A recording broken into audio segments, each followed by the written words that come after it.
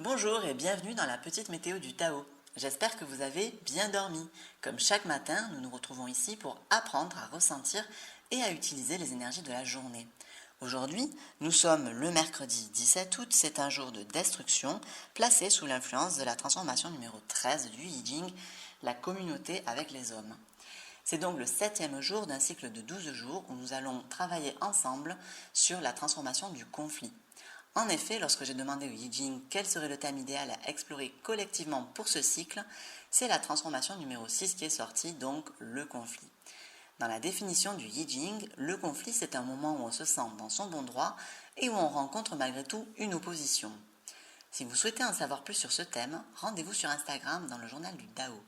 Et pour les personnes qui ne connaissent pas le concept de cette météo, vous trouverez en barre de description un lien vers la vidéo expliquant tout ce que vous avez besoin de savoir pour utiliser au mieux cette météo.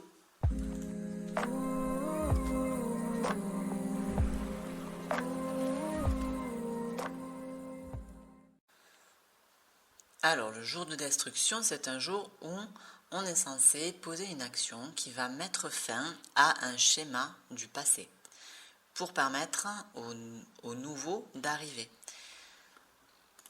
C'est une journée où on peut se sentir en difficulté, où on peut être confronté à ces schémas du passé un peu plus forts que d'habitude.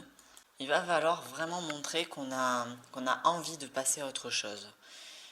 Ça peut être effectivement de couper certaines relations ou de rétablir certaines vérités, d'abandonner complètement certaines activités ou certains projets de notre vie par un acte symbolique. Et de manière générale, un jour de destruction est très approprié pour se débarrasser d'objets inutiles ou encombrants, démolir des parties de sa maison, voilà, ou de son jardin, avec l'espoir que du coup ça ne repoussera pas. C'est un jour où on évite absolument les mariages, les signatures de contrats, les opérations chirurgicales et les voyages, voilà, en général. On est à mi-parcours et cette journée symbolise un basculement d'une énergie vers une autre. Souvent, c'est une journée où on sent bien ce qu'on doit faire, ou alors on est dans le déni mais on ne se sent pas très à l'aise. Et il y a un moment où ce basculement, il faut le faire, c'est de soi-même, hein, ça ne se fait vraiment pas tout seul. C'est à nous de poser quelque chose, une action. Ensuite, si on fait ce qui doit être fait, en général, on se sent beaucoup mieux et c'est ça qui rend un jour de destruction absolument appréciable et joyeux en fait. Parce qu'au final, oui, ça peut être joyeux. C'est le jour où on va vers le projet qu'on a dessiné, qu'on a décidé pour nous-mêmes. C'est tout à fait logique de considérer qu'il y a quelque chose qui doit être détruit ou perdu dans l'histoire, quoi. La transformation de la communauté avec les hommes nous parle de comment on peut se réunir au-delà de nos différences pour un intérêt qui est supérieur à l'individu.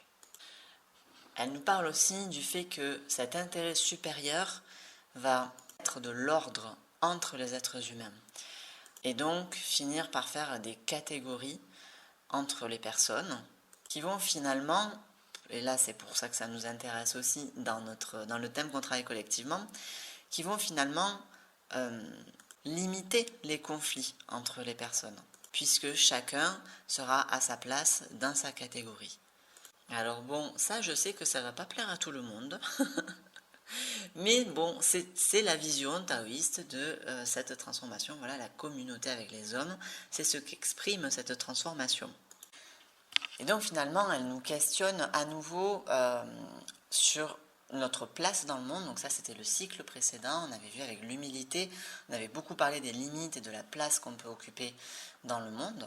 Et cette transformation-là, elle revient appuyer là-dessus parce qu'en fait, une fois qu'on a trouvé sa place, il y a énormément de conflits qu'on avait avant qui simplement se dissolvent. Alors comment cette transformation peut influencer la journée de manière générale?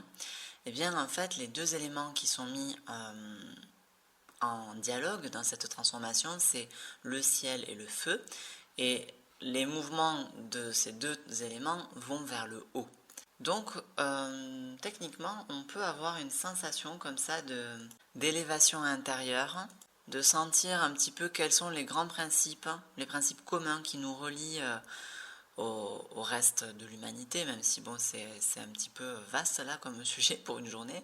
Sensation de grandes lignes, vous voyez, ah tiens, ben ça me regarde, mais ça regarde aussi mon voisin, et d'avoir comme élan plutôt à ça sur cette journée, et de sentir là-dedans une forme d'unité. Et donc comment ça va nous intéresser de travailler par rapport à la transformation du conflit? Ben, je pense que ça peut être intéressant de conscientiser les cases dans lesquelles sont les personnes de notre entourage, notamment celles avec lesquelles on est en conflit, justement. Est-ce qu'on a formé ces cases par rapport à des causes égotiques ou par rapport à des principes communs, élevés qu'on a avec ces personnes-là? Je pense que c'est toute la question. Peut-être qu'il s'agirait de changer de point de vue sur certaines personnes et de les changer en fin de case. Peut-être qu'il s'agit de faire le deuil sur d'autres pour faire cesser un conflit intérieur et finalement remettre de la clarté, de la lisibilité dans nos relations et être avec les personnes qui nous correspondent. Merci d'avoir regardé cette vidéo jusqu'au bout. Dites-moi dans les commentaires comment vous avez ressenti la journée de la veille et n'hésitez pas à me solliciter pour un tirage de Yi Jing ou pour un accompagnement personnalisé basé sur votre thème en astrologie chinoise. Et puis surtout, prenez le temps de sentir pleinement ce que cette journée vous propose d'unique. À demain!